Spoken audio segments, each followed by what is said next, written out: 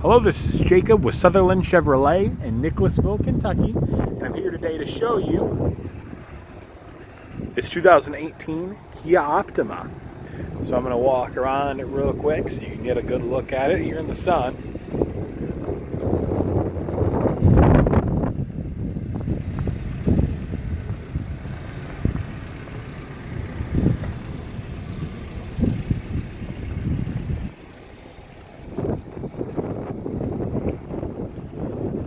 It's in very good shape. It needs a little bit of a bath. You can see where it's got some bird poo on it. I thought I wiped all that off, but I guess not. So, but I'll hop in here and kind of show you around the inside as well.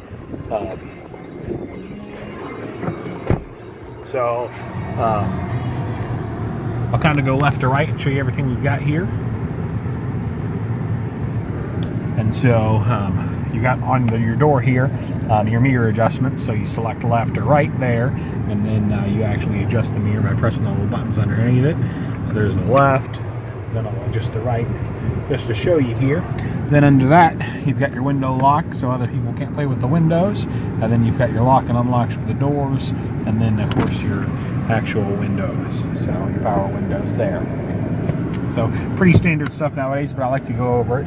Here you've got a little compartment that slides back there that you can fit papers in, or for me it would be you know, straws and stuff, fast food, and there's also like a little area for a drink container of some kind there.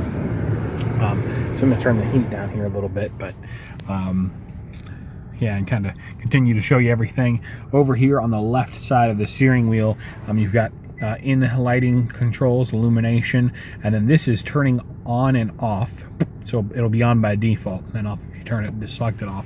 But that is the system for I can't even think of the word, your blind spot monitors. So and you can see there, you can kind of see it with the sky backdrop. I'm going to try and focus this a little bit.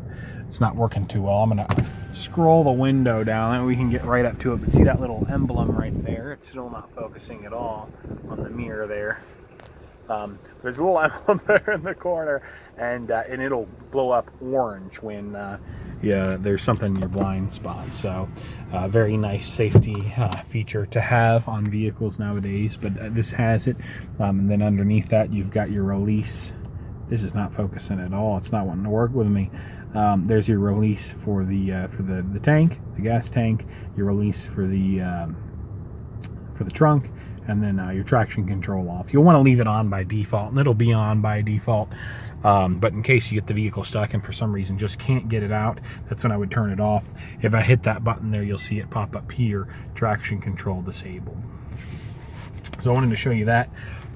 In the center of the console while we're here, you've got a little display that shows you, man, I'm trying to get that glare out. There we go. Different information. So it can show you like miles per hour. It can show you FM radio. It can show you information about servicing, which we currently have turned off. Tire pressure information. There's a bunch of different settings that you can change here as well. But you can see stuff like how you've done fuel economy wise. You can save trip information, so which is nice, especially if you drive for work and they reimburse you for gas. But a nice option to have. Here are like call control informations, and mode adjustment is for like AM, FM radio, and Sirius XM. So all that stuff can be changed there. So you can cycle through that.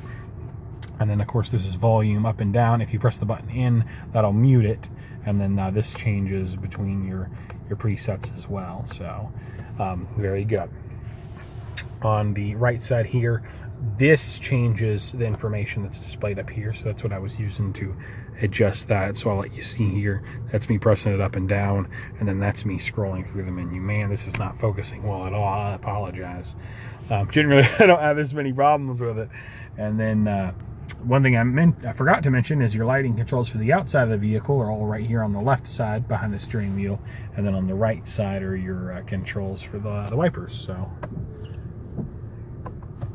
but and then here over in the center of the console, of the dashboard, you have your large display here that can show you different information. You can have Pandora. It's going to obviously have AM, FM, Sirius radio, and there's the Sirius trial expired, so it needs to be, that's something we can re-enroll you in when it shows up. But there's the radio working, so... But everything works there. Of course, you can attach your phone via Bluetooth or via USB or auxiliary, which is all down here, but I'll get to that. So you also have redundant controls. Of course, this is a touch screen, so you can select different options from here as well. But you have redundant controls down here. So, of course, this side will be volume. This will tune and also enter different settings in the menu. So by pressing them in, and this would power it off by pressing it in. So, but very cool. Under that is your heating and air. It's pretty standard stuff. This changes how much the air is blowing, 0 being none, and then going up to the full, all the way to 4.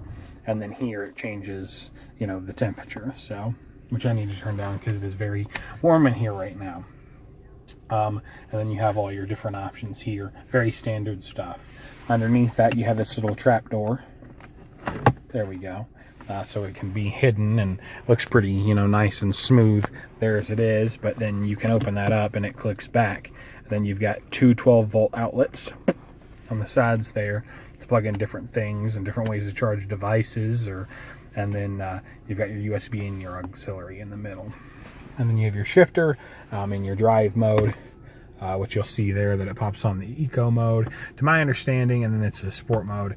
The eco mode basically forces you to drive a little less aggressively, and the sport mode will hold the gears a little longer. So that's my understanding of it, at least. And then here, you've got a little pocket to store, nice things like loose change, and then a larger pocket for, if you've got paperwork or something that you keep, or other larger devices other than your cell phone you could put in there, things like that. And then over here on the passenger side, you've got your glove box there. So I wanted to show you that. The seats in this are manual, something I totally forgot to mention at all. There's a little bar under here. I'll roll this down here and let you see it. And it's pretty classic. You can hit that and go all the way back, and then go all the way forward, and so forth and so on. And then on the side, you've got adjustments. There's and I'll show you, open the door so I can show you that.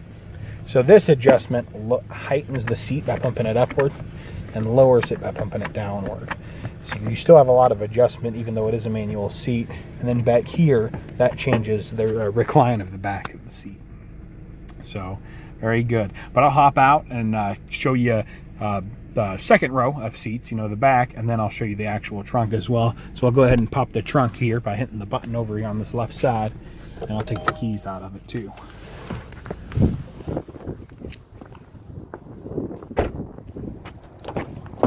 So here you've got plenty of space. That's with my seat pretty far back. I'm a 300-pound, 6'4" guy. So I'm pretty big by most people's standards. You have little pockets back here on both the driver and the passenger side for things like maps or other documents. You'd even put CDs back there. And then here in the center, you've got a little armrest / cup holder. So very good. That's the back row back there. And then here's the trunk, but you've got, I'm going to try and get this to focus a little better without all the ridiculous glare, but you've got plenty of space back here, so it's very good. Oh, my finger's in the way. Sorry. But now I'll show you the outside again, so you can get another good look at it. But I kind of just wanted to show you all that stuff so you get a good look at it. There's pictures on the website, of course, say all this, but it doesn't do it justice, seeing it in a video versus just seeing pictures of it. So, but I'll shoot this over to you shortly. Again, this is Jacob with Sutherland Chevrolet in Nicholasville, Kentucky. I look forward to talking to you soon, and have a good day.